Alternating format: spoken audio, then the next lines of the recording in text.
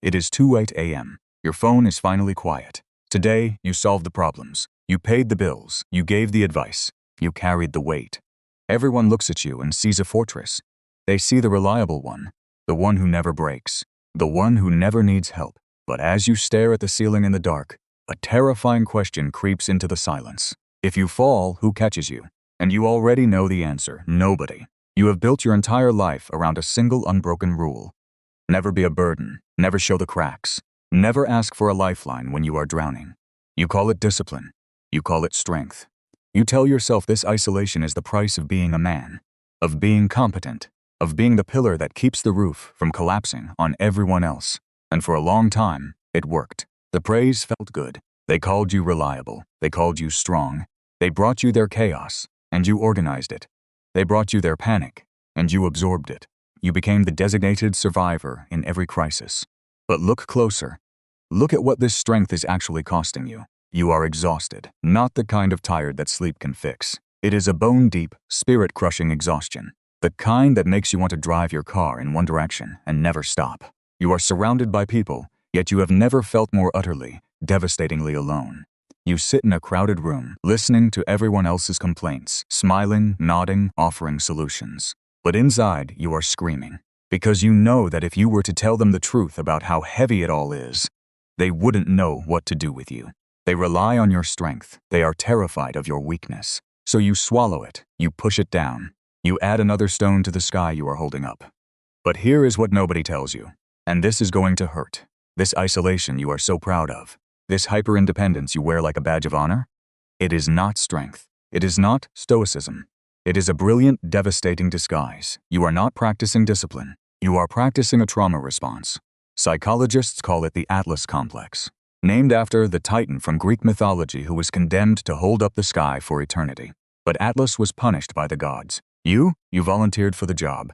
You do not carry the weight of the world because you are incredibly strong. You carry it because you are secretly terrified that if you put it down, you will have no value. Be honest with yourself. Strip away the ego. Why is it so hard for you to ask for help? It is not just because you think you can do it better. It is because your entire identity is wrapped up in being the savior, the provider, the fixer. If you are not the one solving the problem, who are you? If you are not useful, are you still lovable? You have made yourself indispensable to everyone around you because it is the ultimate defense mechanism. As long as they need you, they cannot abandon you. As long as you are solving their crises, you do not have to face your own emptiness. You use your usefulness as a shield against vulnerability. You tell yourself you are a lone wolf, a sovereign individual. You look down on people who need emotional support, viewing their reliance as weakness. But the truth is far darker. You are not independent, you are avoidant. You push people away the moment they try to get close, the moment they try to carry a fraction of your burden. Because intimacy requires taking off the armor, and you forgot how to take the armor off years ago. Every time someone asks how you are, you say you are fine. You say you are handling it. You say you have no worries, lies, all of it. You are holding up a ceiling of crushing stone. Your arms are trembling. Your knees are buckling. You are terrified that if you let go for even a single second, the sky will fall and crush everyone you love. You made a silent contract with the world. You agreed to take the pain, the stress, the responsibility in exchange for control. Because if you are in control, nobody can hurt you. If you need nothing, nobody can let you down. It is a perfect, flawless system for surviving. But it is a miserable way to live. You watch other people stumble, fall, and lean on each other. You judge them for it, calling them weak. But deep down, in the quiet spaces of the night, there is a lingering jealousy. You wonder what it feels like to simply collapse and trust that someone else will catch you. You cannot imagine it. The very thought of releasing the weight makes your chest tighten with panic. Who would you be without the heavy lifting? This is the Atlas trap. You have confused your burden with your worth, but it gets worse. Because this psychological trap does not just exhaust you, it slowly poisons your perception of humanity. When you are always the strong one, you start to resent the very people you are protecting. You look at your friends, your family, your partner, and you feel a quiet, rotting bitterness. Why don't they check on me? Why don't they notice I am drowning? Why do I have to break for them to care? But how could they know? You have spent years training them to believe you are unbreakable. You have built a fortress so tall and so smooth that nobody could climb it even if they tried. And now you are standing on the walls, angry that nobody is coming to rescue you. You built the prison, you locked the door, and you swallowed the key. 2,000 years ago, someone understood this perfectly. Not a modern psychologist, not a therapist, but a man who literally held the weight of the known world on his shoulders. A man who commanded legions, managed plagues, and faced daily betrayal. The most powerful man on earth. In the year 170 AD, Marcus Aurelius sat alone in a freezing military tent on the Germanic frontier. He was the emperor of Rome. The weight he carried was not metaphorical, it was real. He was managing a devastating plague, a war that would not end, a treasury that was bleeding dry, and a rebellion led by his most trusted friend. If anyone had the right to lock himself in a fortress of hyper-independence, to say, "I am the only one who can fix this," it was him. If anyone had the right to be the ultimate Atlas, holding up the Roman sky, it was Marcus. But Marcus knew something you have forgotten. He knew that trying to carry the world alone was not strength. It was a direct violation of nature. In his private journal, a book we now call Meditations, he wrote a concept that shatters the Atlas trap completely. The Stoics called it Sympatheia, the deep, invisible web of connection between all living things. Marcus wrote, "We were born to work together like feet, like hands, like eyes, like the rows of the upper and lower teeth." Let that sink in. Like rows of teeth. What happens when one tooth tries to do the chewing for the entire jaw? It cracks, it splinters, it is destroyed by its own refusal to share the burden. This is exactly what you are doing to your own mind. You call yourself a Stoic because you suffer in silence. You think you are honoring the ancients by refusing to bleed where people can see you. Wrong. The Stoics did not believe in needless, isolated suffering. They believed in duty, yes, but they also believed in the profound, unbreakable reliance of the human community. To refuse help is to reject the very nature of what makes you human.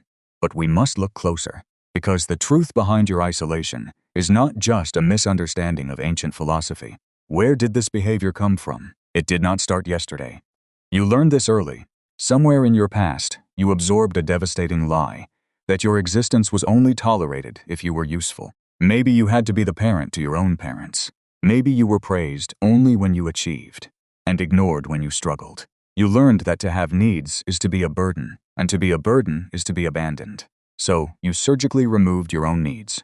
You became a machine of pure utility, but machines do not bleed. Machines do not lie awake at 2 a.m., wondering if anyone would notice if they disappeared. And this is where the shift happens. This is where we must face the darkest part of your shadow, the part your ego desperately wants to hide. Look up at the stone sky you are holding.